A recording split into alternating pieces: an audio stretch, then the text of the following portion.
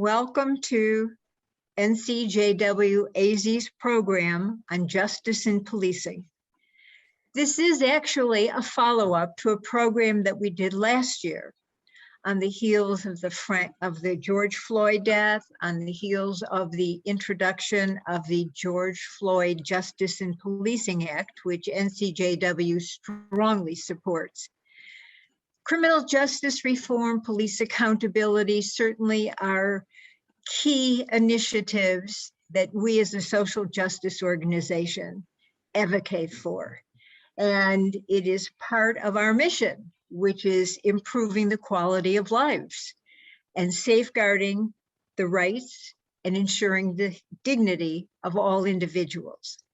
So we're glad to have you join us tonight. It is an important discussion on the heels of the Department of Justice finally recognizing it's time to look at the Phoenix Police and the conduct that has been going on for the past years. I would like to take a moment to say that consistent with the program, consistent with our mission, I am very proud to announce that today, NCJW Arizona became one of the co-plaintiffs to file suit against the state of Arizona to try to stop the new abortion ban. So we are again on the front lines in our advocacy in protecting and safeguarding rights. And in this case, procreative liberty, bodily autonomy, the right to make one's own medical decisions, and to have access to the full spectrum of reproductive health care. So consistent with that, we would like to turn to the topic of protecting one's rights and dignity in this city and in cities all across the country where there have been such blatant violations. We have with us like to just give a little brief intro and why we have these panelists here and why you will learn so much from them. We have with us David Shemy, who is the attorney for the family of Muhammad Muhaymin. Muhammad was the city of Phoenix first I Can't Breathe case, and the first I Can't Breathe case that was publicized. Muhammad was mentally challenged, veteran, homeless, who went to use a public restroom and was forbidden from entering because he was carrying his most cherished and beloved partner, his Chihuahua. A confrontation ensued. The police were called. They recognized that there was a outstanding warrant for a misdemeanor, which had to do with showing up in court, a subpoena for showing up in court on a misdemeanor possession of a pipe. However, because Muhammad was homeless, he never received this summons.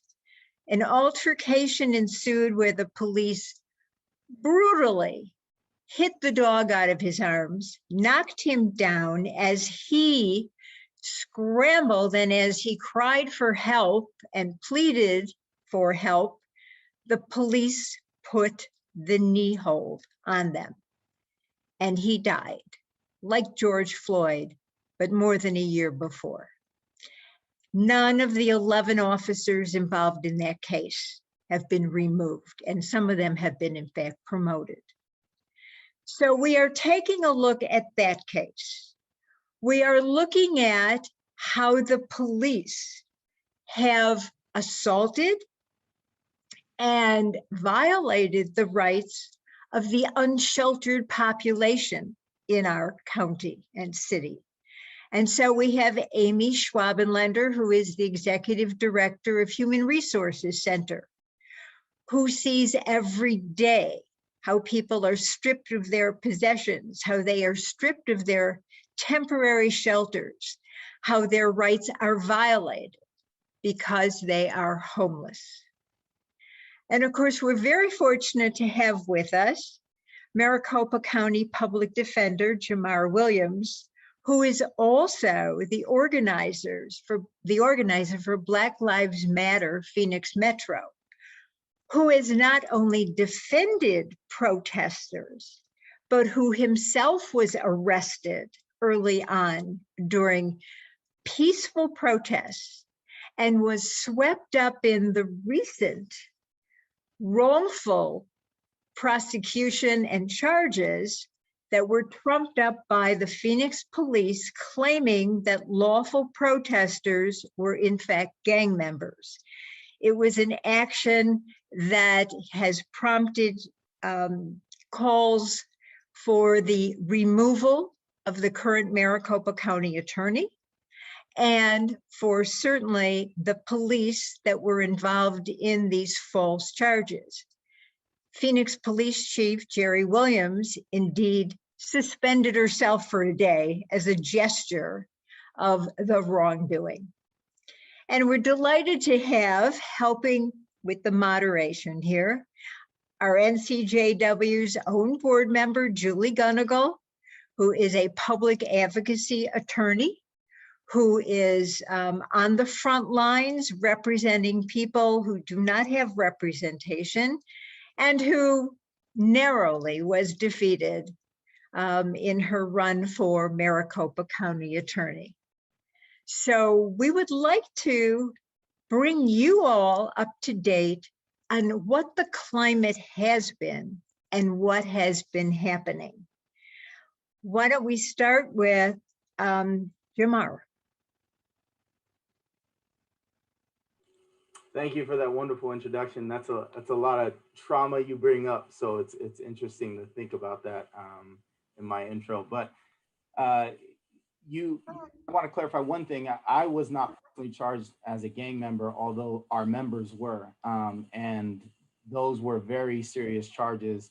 And the gang was indeed linked to being a member of Black Lives Matter, which has affiliate chapters all over the nation and is very clearly a civil rights organization, born out of a movement to get justice for people who have been on the margins for far too long. So it was egregious to see that.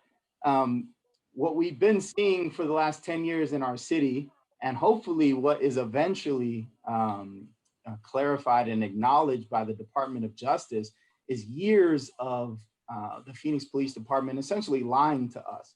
When we talk about the DOJ and what reports might come of this investigation or what agreements might come of this investigation, it won't be the first time that the Phoenix Police Department has told us that they are doing a review, bringing in an outside agency, and reforming themselves with great applause and pats on the back. We could name over 10, somewhere around 8 to 10 reports in the last 10 to 12 years that the Phoenix Police Department has been engaging in, and probably over $2 million in hiring independent, quote unquote, third-party investigators to do findings, write reports, and make promises to community members that they don't follow through with. After all of those reports, all of those efforts, and all of those taxpayer dollars wasted, we are still one of the most prolific incarcerators in the nation, and that starts with police. We still have $1 million blocks in our city, and that starts with police. We still have one of the most violent police forces in the nation. We still have an utterly disgusting lack of accountability and transparency, and we still have people dying. So all of those promises, I think the culmination of all of those false promises and all of those blatant lies and smiling faces while they know they're not going to do anything when they get behind closed doors are why I think partly an entity like the Department of Justice decides that enough is enough and comes into our city to try and do something more than what our city has done, what our leaders have done, and what the Phoenix Police Department has promised us it's doing. David, I'd like to ask you, you have met with some of the DOJ investigators, and you have been representing the family of Muhammad Muhammadin. Can you tell us about the kind of issues that you expressed that they wanted to learn about? Well, let me clarify. I participated in the town hall with the Department of Justice, and I've been in communication with them and representatives of the DOJ by telephone prior to the announcement of this investigation. By email, upon their announcement, I was contacted by the lead investigator and asked to schedule an appointment to sit down and discuss the case, the evidence in our case. That has not happened yet. They have clearly indicated their need to get their legs underneath them and to kind of get a little more grounded as far as all of the information. But the expectation is that they are going to look at, because Mr. Mohaiman was homeless and somebody that was known to the community center at which he regularly frequented as having mental health issues, someone who was known to the responding officers as someone with mental health issues. Mr. Mohaiman fits into two of the very important categories that the DOJ is looking into, and that's the treatment of the unsheltered and their response to individuals with mental health disabilities and challenges. So what I can share for those that are here attending that aren't familiar with the case is that if you watch the body cam video, Mr. Mohaiman is probably the most gentle, respectful suspect or soon to be arrestee that you'll ever see. He refers to them as your honor, officer, please.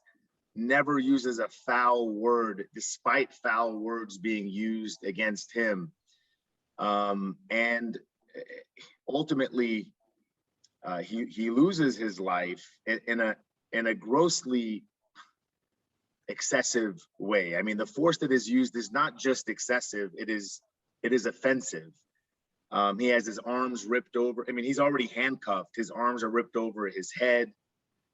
He has the knee to the neck and the head for probably nearly, we counted a little over 8 minutes. Very similar to that of George Floyd. What was different about it is in George Floyd's case, you had a bystander about 8 feet back or 10 feet back, so you got to see it.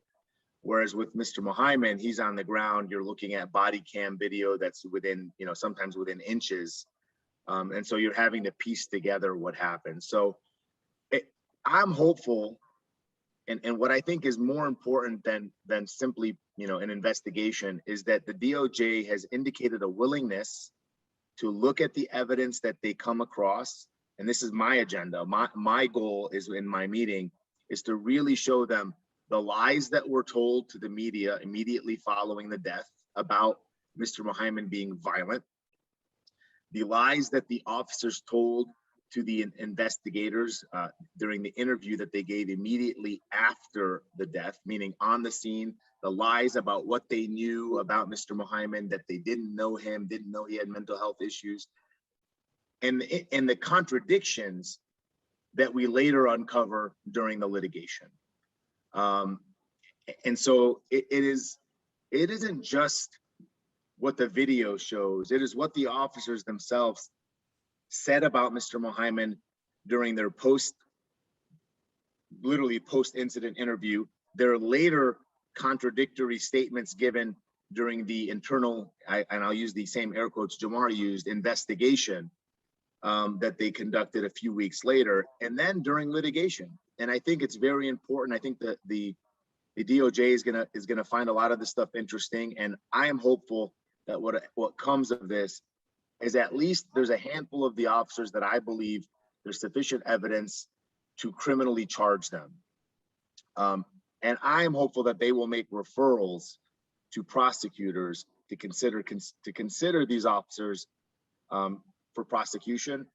And I think that's the only way that the Department of Justice investigation can have a real impact. When the Department of Justice comes in and they enter into a consent decree, which is essentially just a contract, an agreement with the city to change its ways, it's a lot like what Jamar described. Well, we promised we're going to do things differently, and administrations change, and the DOJ's objectives are not the same under different administrations, and so you don't have a lot of teeth behind consent decrees. However, when the DOJ comes in and starts sending people to jail or possibly referring them for criminal prosecution, people want to keep the DOJ away, and I think that's how you're going to institute change. And I think as a public, as NCJW, myself, all of us that are involved here, and all the people and organizations that actually want to see a change, we really need to be advocating and recommending that the DOJ make criminal prosecutions, referrals for criminal prosecutions whenever appropriate. And there are going to be plenty of circumstances, if they look, for them to find officers who've done things that warrant a review by a prosecutor. And that's what we're hoping for. And that's what I think is going to make a difference, if we can get that. Perhaps nowhere are the violations against constitutional and civil rights more evident than in the community that Amy deals with every day, the unsheltered community. Again, as David had explained, what happened to Muhammad straddled that community because he suffered from mental illness, he was homeless, and was egregiously violated.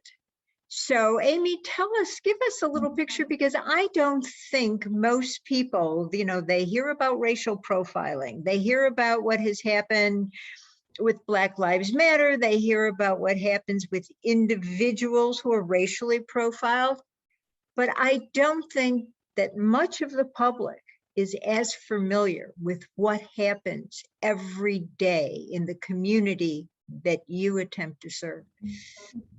Yes, thank you. I agree. So I'm really thankful that I was invited to be part of this tonight. I'm humbled to be alongside David and Jamar and to hear from them. And those stories are much more common than I think people do realize. The media doesn't often cover the series of events that happen to people experiencing homelessness. They typically only make the news when they've committed a crime or they're allegedly committing a crime. And so I think it adds to the stigmatization of people experiencing homelessness. I work for the Human Services Campus in downtown Phoenix. So real quick, if people aren't familiar, my background is a picture, a drone shot of the campus. We're 13 acres at 12th Avenue in Madison, just south of Jefferson, between the state capitol and Phoenix City Hall. And a lot of people don't even know we're there. We serve 800-ish people every single day, single adults. That's an unduplicated number. Last year, we saw over 10,700 people come through that front gate of the campus. And the things we're talking about tonight, and what I saw in the investigation, is this opportunity to really reveal the intersectionality between discriminatory practices based on race, people who are unhoused, unsheltered, people with disabilities, and people who have mental health issues. And that's what I see every day. I see of the single adults, a disproportionate number of people of color. We have about 30% of our clients are Black or African American. For those who know the population of Maricopa County, it's somewhere between 6 and 10%. And so people, I think, should be alarmed by the fact that such a disproportionate number of people of color fall into homelessness. And so what are the system issues? What are the previous criminal justice involvement situations that have led to that disproportionate representation in homelessness? What we see in our single adult population, 40% of people self-report mental health as a barrier to housing stability, which is probably underestimated because it's a self-report number. And then in a survey of unsheltered people about 9 months ago, 60% of those people self-reported disability. And so for me, when I read this, I was like, finally, we're going to talk about all of these things. And how our systems and law enforcement, public safety create the situations that we're talking about tonight. What I also see firsthand is the city of Phoenix has approved, and through COVID approved, a more frequent street cleaning of our area immediately around the campus. It's from 7th Avenue to 15th Avenue, just south of Jefferson, to the railroad tracks. And street sweepers come through, and streets department workers come through, and the police come through in advance to talk through their bullhorn to tell people who are unsheltered that they have to move. And this happens around 5 a.m., 6 a.m., with very little notice for people are asked to move their tent, whatever structure they've created for safety, move bicycles, all of their belongings out of the way for street cleaning. And when that happens, it's also about the time that breakfast opens at St. Vincent de Paul. And so a lot of our clients are making a choice between, do I go eat breakfast and leave my things behind? Or do I stay here and guard my things because this cleaning is going to happen and all of my stuff may disappear? And so that used to happen once a week. Over the last 12 months, it's happened 3 times a week. So Monday, Wednesday, Friday morning, the city has, and our city council approved that action to actually increase the number of times that this activity happens. And that's just in my area of downtown Phoenix. I don't have a view of everything else that happens. Of course, Phoenix is huge, and homeless people are not all congregated in downtown Phoenix at the campus. People are experiencing homelessness everywhere across Maricopa County. So I feel like what I see is a small microcosm of what's happening across the city of Phoenix. I know there was a story yesterday or 2 days ago about one of these sweeps and how an individual had an appointment and he returned, and not only was his tent and all his possessions, but his identification, his social security card. So therefore he had no place to turn for assistance. Right, yeah, and that, that's a huge setback for people. So many people experiencing homelessness lose their ID or it's stolen. One of our partners, Homeless ID Project, that's all they do is help people to get vital records, birth certificates, identification. So now, that Jessica Bain wrote a great story in the Arizona Republic for those who haven't seen it.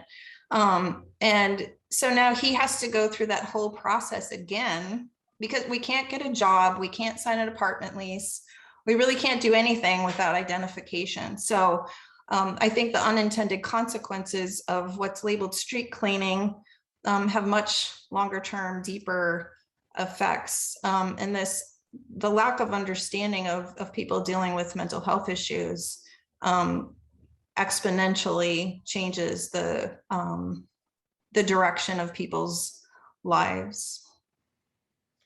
So I want to ask Julie to step in here. First, I would like you to talk a bit about the system. I mean, you were someone who was running to change it. You were running to be county attorney, and you saw in the process all of the things that you wanted to correct.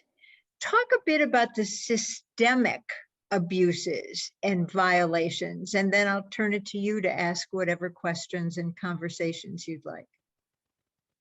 Sure. I mean, I'm not sure that we have enough time in this program this evening to talk about the systemic issues and the whys. I think if I could boil it down to a few things, it's that we don't necessarily have a criminal legal system to speak of. We have a patchwork of different agencies that work together to achieve some really unjust and racially disparate results, but they're all working at for different ends and all have different political pressures that are associated with them. So when we talk about police, in theory, our police should be answering to our city council and our mayor, yet we know that that's not necessarily the case, right? We know that we have a weak mayor system, and those folks, at least in theory, answer to the city manager. And to that end, it's oftentimes really difficult to find out who is actually responsible and through the democratic process, hold anybody accountable, right? And add to it the idea of a criminal legal system where we, the public, don't have all of the information. I mean, we know, I was shocked to learn this, by the way, not so fun fact of the day. Do you know that crime reporting statistics in our state, like every other, is subject to 0 independent review? 0. So when we say we've had X amount of violent crime, we've had X amount of sexual assault, no, there is no independent voice who's actually looking at that information.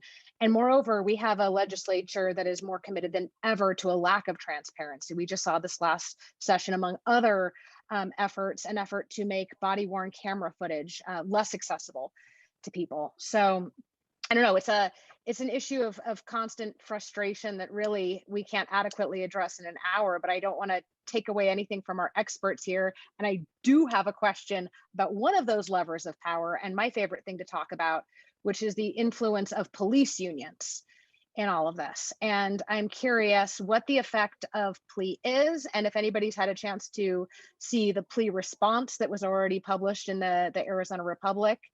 And what, if anything, should our viewership be thinking when they see a police response that is as swift and severe as what the police union puts out? I think as a public defender, I'd like to hear Tamar's take on this. Yeah, I have never seen a profession that holds on to so much power act and behave so powerless. And every time we see plea come out and say that, you know, they're 2 seconds away from being in ruins, it's ridiculous. They negotiate every 2 years behind the scenes with the city and create an MOU that gives them, you know, some of the most ridiculous provisions I've ever seen in a contract. They have a state legislature that provides them protections probably every year. The state legislature's in session. They have a Bill of Rights in our Arizona revised statutes that protects them. And every time you interview a police officer, they feel absolutely comfortable lying to you to your face about prior incidents of misconduct, because our state laws and our city is terrible at turning that information over about prior incidents of misconduct to help defend people from being imprisoned unjustly.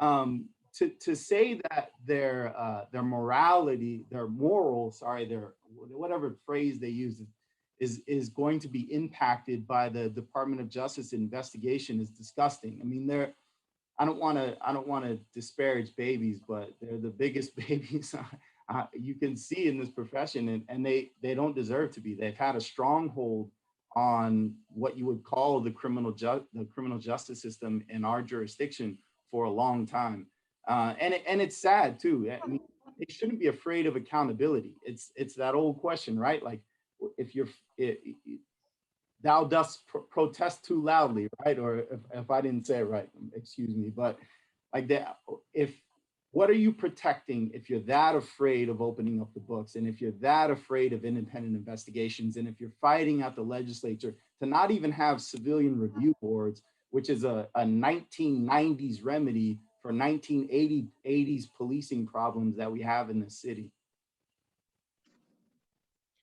Well, and in fact, maybe you want to one of you would like to clarify, there was much praise initially given that the city of Phoenix did create a civilian review board, and it was done with a lot of fanfare. However, what happened to that? And we now know, as Julie pointed out, the state legislature in the last session just passed a law that these review boards must be made up of police or former police.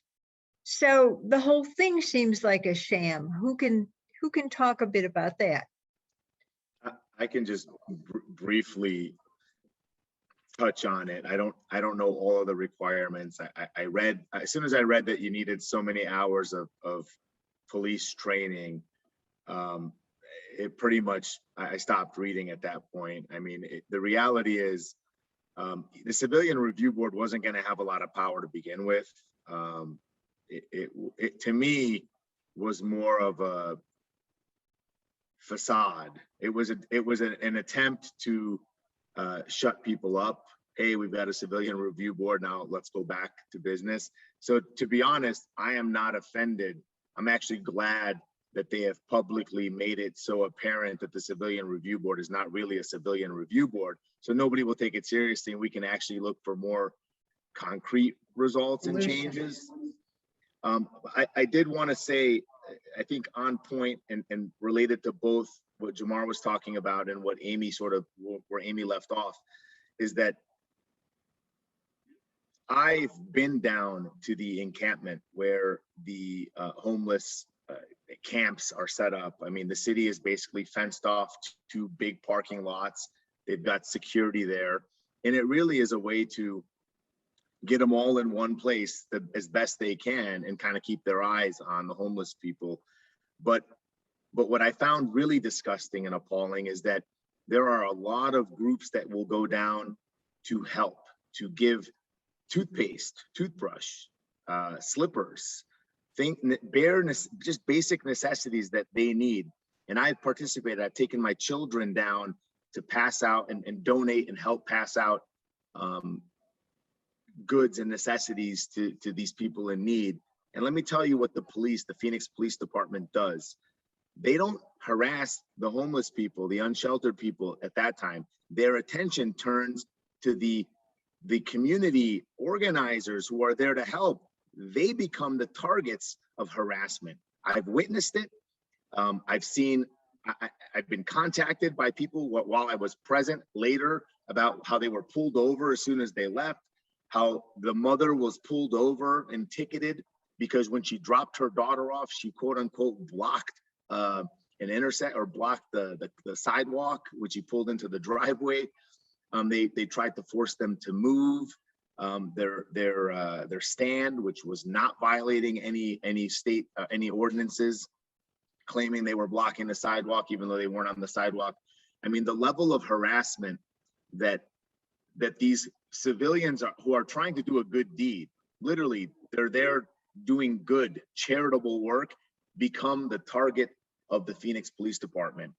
And to me, that is something that I don't think Amy touched on, but I would be shocked if she's unaware of that happening, right? Yeah, and if I might speak to that, and I think the parking lot situation you're probably talking about is what was called the safe outdoor space. It was actually Maricopa County reached out to the Human Services campus for COVID to create 12 by 12 spaces for people so they weren't clustered together throughout the pandemic, which the CDC had said was not healthy. So we actually partnered in that and phased it out in advance of summer so that we didn't have another summer of over 220 people sleeping in parking lots, and 75% of those moved into safe indoor spaces. So that's one whole thing. As the property owner of the Human Services campus, I can tell you it's very hard. My staff and I are put between a rock and a hard place. And I think in this case, so are the police, because the neighbors don't want us there. And so it's business owners and residents who, if you've also noticed, poles and chains now encompass most easements in our neighborhood because there was such resistance to anyone experiencing homelessness. And so the city response again was to use CARES Act money and spend several $100,000 installing posts and chains, which to me is like super bizarre for lots of reasons. And we've been very adamant in calling the city manager's office that we don't want more posts and chains around our property. So the number of people left in tents around our property are because we're saying there's nowhere else for people to go. And to criminalize people's being when there is no shelter space available, and there's a Ninth Circuit Court decision that says police cannot arrest people for being unsheltered in public spaces if there's no shelter space available. So a lot of these things kind of run in parallel and conflict. And we requested to add shelter beds. It was a 2-year zoning process, and that's where so much of this neighborhood input came from. It's policing and enforcing behavior in my view for somewhat of the wrong reason. And we're not talking about housing people and addressing homelessness. We're not talking about supporting people with mental health issues. Instead, we're talking about street feeding and trash and not allowing people to sleep in the street instead of working on solutions for long-term affordable housing. Well, the whole movement, which, you know, has really become the term defund the police has become a lightning rod and politicized. But in fact, it really has more to do with reallocation of funding, with being able to fund mental health services, with being able to provide for the needs of a community and not put police in a position where they are incapable and unqualified for dealing with a particular population. So instead of having mental health professionals alongside or being able to call them in particular situations, even in a case like Muhammad's, they instead respond with the violence. And at the same time, though, we hear repeatedly that when you just have citizens exercising their constitutional right to free speech, we are seeing that kind of violence. So I would ask all of you, including Julie, is it culturally systemic in the recruiting process of police? Is it a shortcoming in the training alone? I mean, how do you change the culture of policing? We understand that the DOJ is here to investigate and hopefully to have accountability for actions and perhaps bring charges of wrongdoing.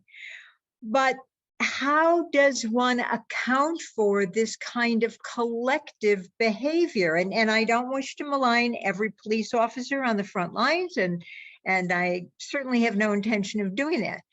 But we are talking about a culture here, not one individual, but many. The number of incidents of police violence in the year 2020 surpassed all previous years.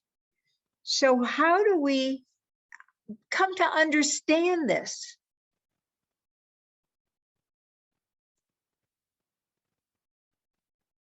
Anybody?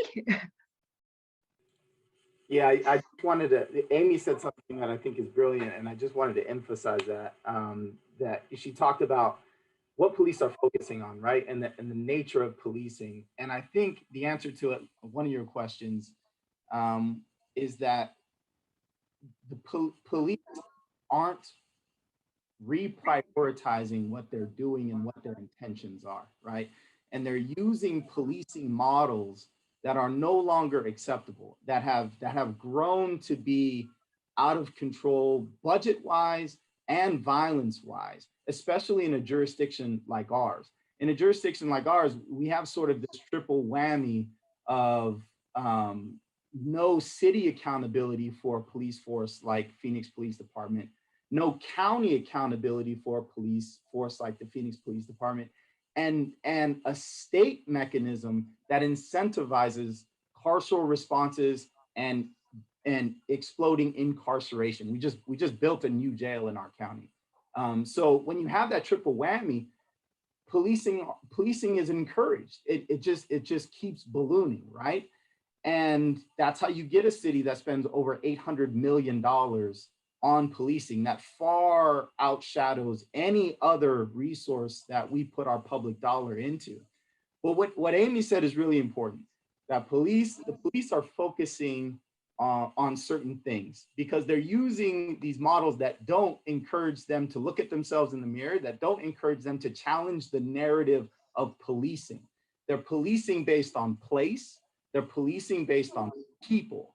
And when you do that, you create these desperate impacts on communities like the houseless community. You create these desperate impacts on Black and Brown communities and these disproportionate outcomes.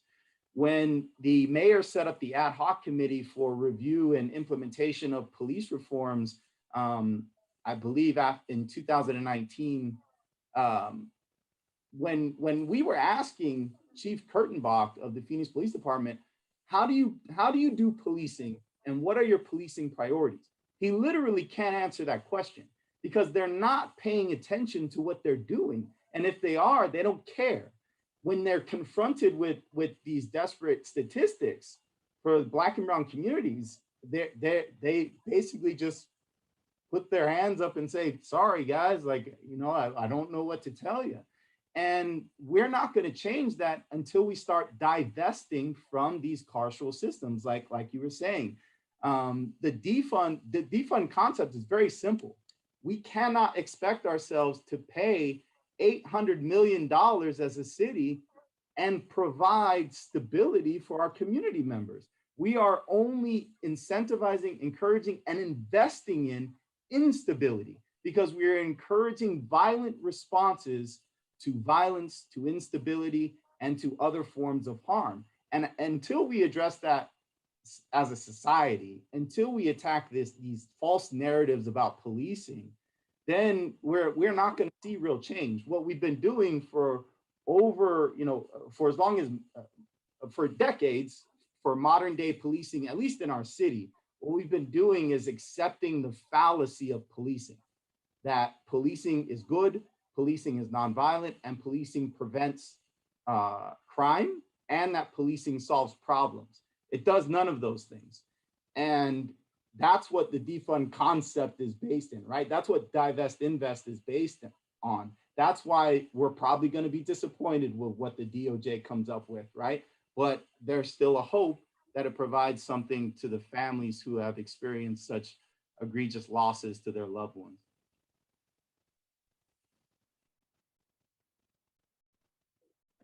David, when you spoke with, some members of the DOJ task force here, investigative team, do they address, I mean, they're here to fact find, they're here to find, culpability in the violent crimes that have occurred.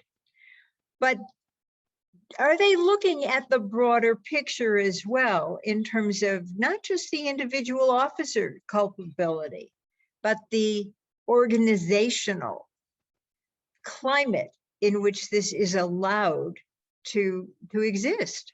Yeah, I mean, of course, that's their stated public claim that that's what they're coming to do. This is not a review of an isolated incident.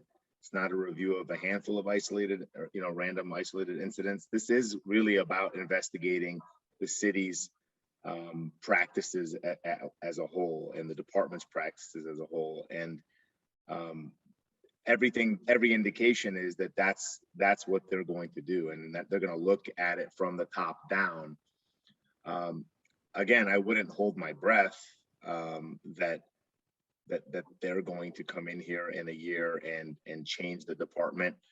I mean, I will tell you that from what I've looked at and what I've reviewed, the city of Minneapolis, you're going to see some changes. You've started to see some major changes in policing there, but it took more than the DOJ going to Minneapolis. It took the entire city of Minneapolis to stand up and say enough is enough.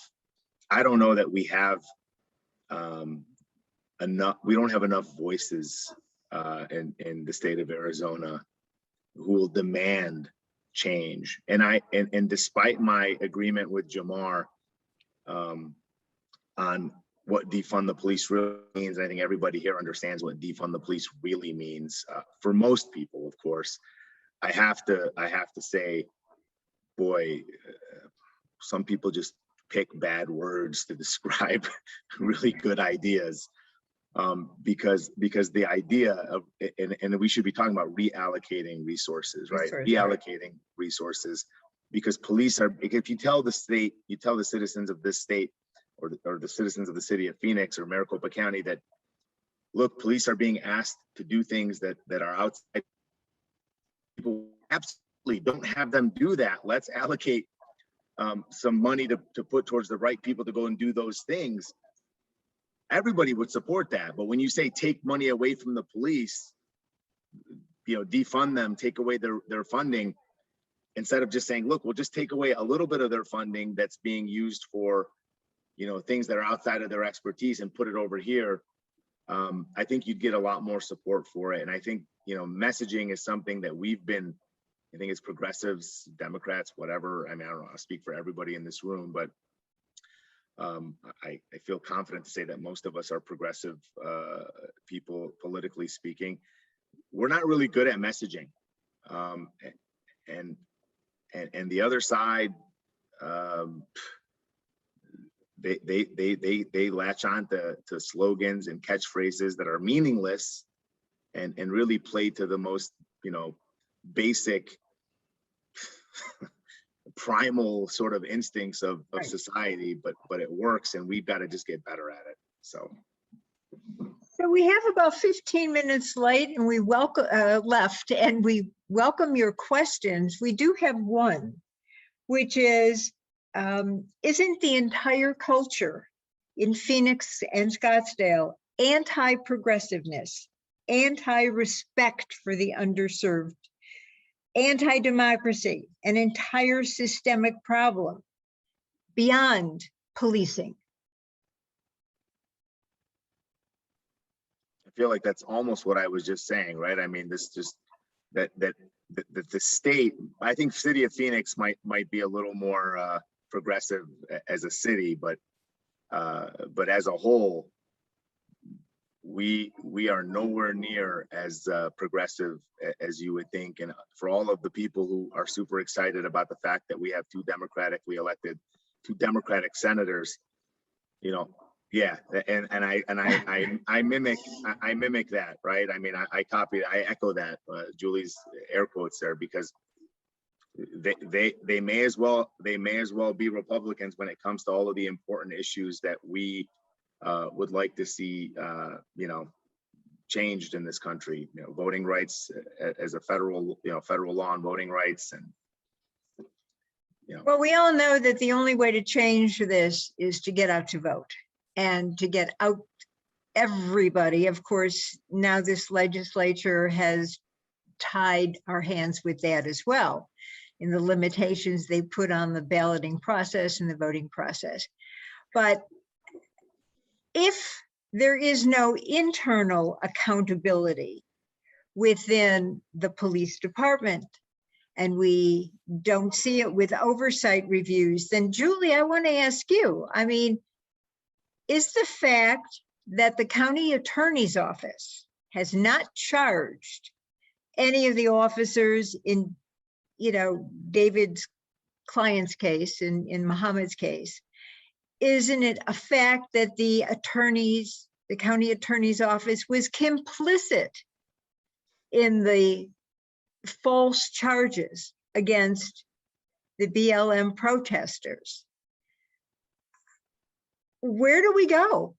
I mean, if it doesn't start at the top, it's certainly not coming from the grassroots. You have the police unions that are inhibiting it. You have the political forces inhibiting it. And you have the person responsible for upholding the law inhibiting it. Where do we go? Yeah, I have a few ideas, but we need to elect better people, y'all. And it's not just that people aren't responding to these issues, it's that so-called progressives aren't speaking up either. We should all be shocked, appalled, ashamed is a word I've heard thrown around, for how few elected, quote unquote, progressive, few elected anybody's stood up when they saw that there were 39 people who were being charged as gang members for being out in the streets, exercising their civil right, their constitutional rights and First Amendment rights, for a just cause to boot. That should be appalling to all of us. When it comes though to prosecutors, I mean, I'd say a few things. First, it's tempting to want to say that this is an issue that we can prosecute our way out of. And I just want to disabuse anybody who's on this call of that idea. We cannot prosecute our way out of police brutality. We can't.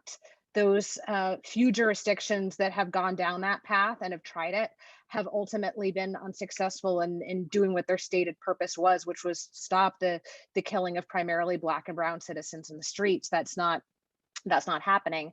That being said, you do have someone in that office who has told you what they believe, and when someone shows you who they are, you should believe them. And we have someone in that office who has zero interest in holding police accountable, prosecuting even the bare minimum of misconduct cases. And, you know, in my mind, the litmus test going forward, not just for prosecutorial candidates, but for anybody, is, do you take police union money? And it's easy to find out whether or not somebody is in the pocket of our police unions and thus would be an anti-accountability candidate. And I tell you, when I'm going to go cast my ballot in 2022, that will be the first thing that I look for, is whether or not there's a donation from plea. I know that's not the full answer that you wanted, but there's a start. It's a start. I'd like to thank one of our participants here for sharing a story. Very briefly, she writes in her question that she called the police for help. And when they showed up, she was at a store. And when they showed up, in less than 2 minutes, quote, they accused her of trespassing, threw her headfirst to the concrete. She received multiple blows to the front and back of her head, and fractures and a subdural hematoma, an eye injury, etc. And she's been fighting for 7 years. The officers have fought back with 3 teams of powerful rules attorneys, and professional standards have done everything she claims to cover this up. What can a citizen do? What recourse does someone have who is wrongfully victimized by police, who is the recipient of conduct unbecoming and absolute misconduct on the part of an officer? So Sylvia, the story is familiar to me, and I won't say the name out loud, but I believe I have spoken to this individual after she caught wind of my representation of the Hyman family. And without elaborating into some of the complexities and the various attorneys and appeals that took place, I will say that you have an opportunity now with the DOJ to reach out and maybe Sylvia, if I don't know, I don't have it off the top of my head, but there is an email address for the DOJ investigation. I'm sure that Sylvia can post it for everyone on this. We will do that, so that you can reach out directly to the DOJ and advise them of your scenario, what happened to you. It's possible, I can't make any promises, obviously, it's possible that this might be a silver lining in all of this for you, as in your case, is that they may take a look at it, look at that officer's conduct, and you know, and try to determine whether or not there's been a cover-up. What I'm curious to know is how the culture shifted from, we all remember the days of officer friendly. We remember the days of community policing. How did it shift to enforcement without any community input, without sharing responsibilities with the community? And how do we get back to that?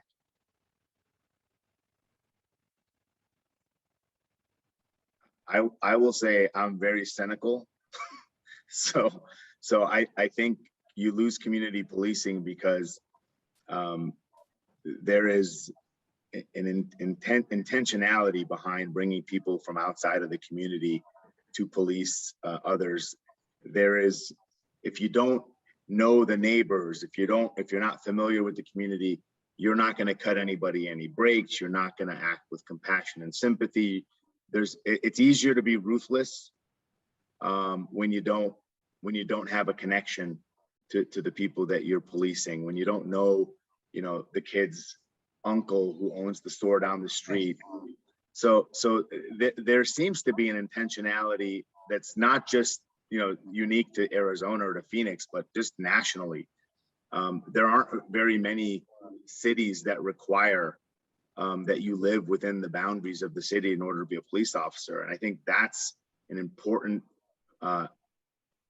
it's not likely to fix the problem, but I think it would be a big step forward in helping to minimize the brutality that you see if the police officers live in the communities that they serve. Well, I will interject as a native Chicagoan that was the rule in Chicago, and we all know the instances of police misconduct there. So living within the city limits is not necessarily the solution. Julie, I know that you had a few other questions that you were hoping to direct at some of the participants, panelists here. Yeah, I mean, we have 5 more minutes. Let's do this. I'm wondering, and I guess this tacks on to your question, Sivia. You know, one of the potential causes for police violence has been actually the federal government. The way the federal government incentivizes hiring of officers, and the fact that the federal government gifts our local police departments paramilitary equipment, like that tank in Tempe. Where do you think that came from? And I'm wondering if this is, I mean, it's perceived to be a local problem caused by the feds. Could the feds possibly ever offer a solution in these instances?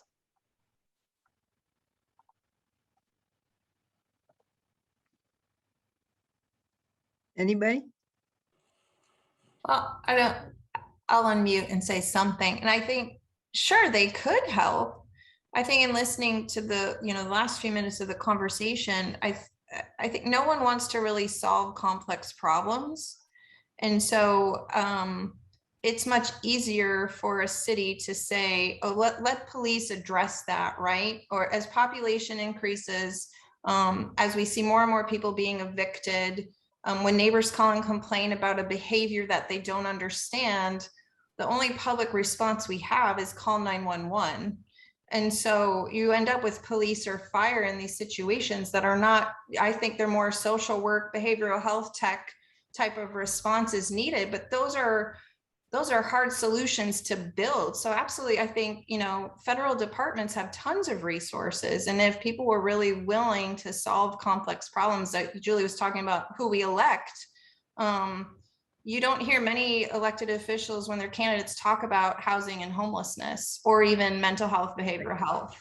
And so, I mean, and I can be super optimistic. I can also be very realistic. So the optimist in me would love to see federal departments also want to come together to solve complex problems. I think we need local leaders.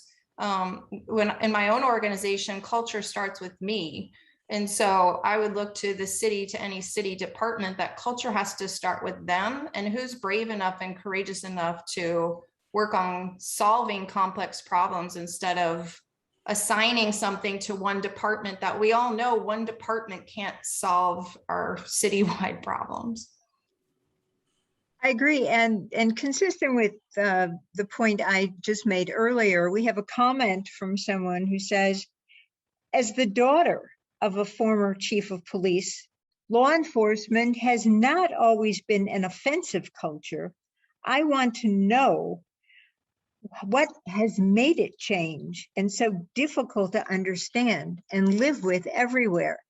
And I would add to that, as someone who spent my career as a journalist and spent much time going out with law enforcement, I observed the evolution, as I said, from community policing, where to support David, I would go out with officers who would say, that's so-and-so's cousin, he's in the 7th grade, he's not a bad student. If he worked a little harder, he could, move upwards. They had a pulse. I've seen that change to the militarism that Julie describes, with all of the military weaponry that police departments received and that were made available to them through federal channels. So how, again, let's wrap this in the last moments that we have with leaving our participants, our viewers, with some note of what they can do, what we can hope will change the climate. Start with Amy.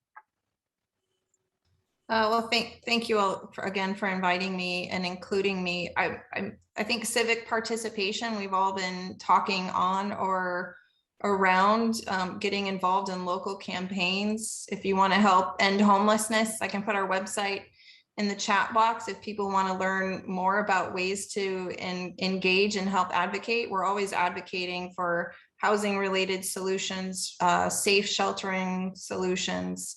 So I just thank you for the opportunity. Thank you. David? I mean, I'll just keep it simple. When she decides to run again, vote Julie Gonigal. Well, we can't do that. We're a nonprofit. We can't be partisan here. That was all David. So. Jamar?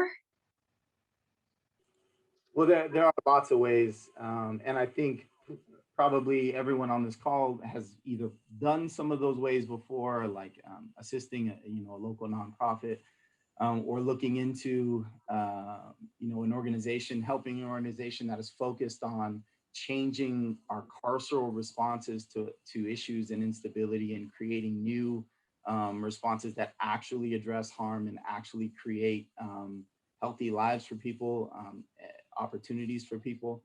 But one thing that is a specific ask that I want to say is that we have to challenge the idea that policing is a necessary requirement of society.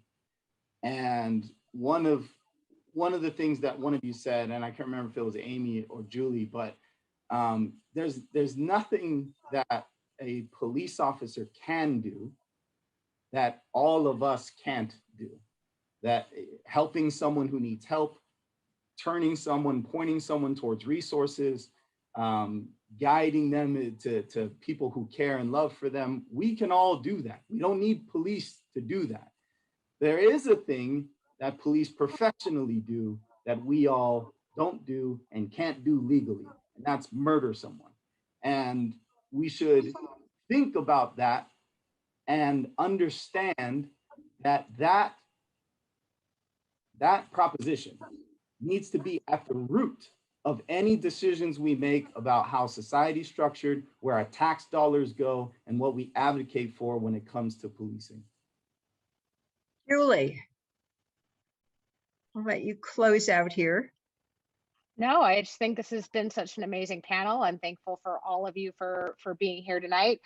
We have the link in the chat for the Human Services Campus. Do what you can to support Amy and the great people on over there. Know that NCJW is going to stay on top of these issues and do everything possible to keep y'all informed as we move through what will be a very long year process.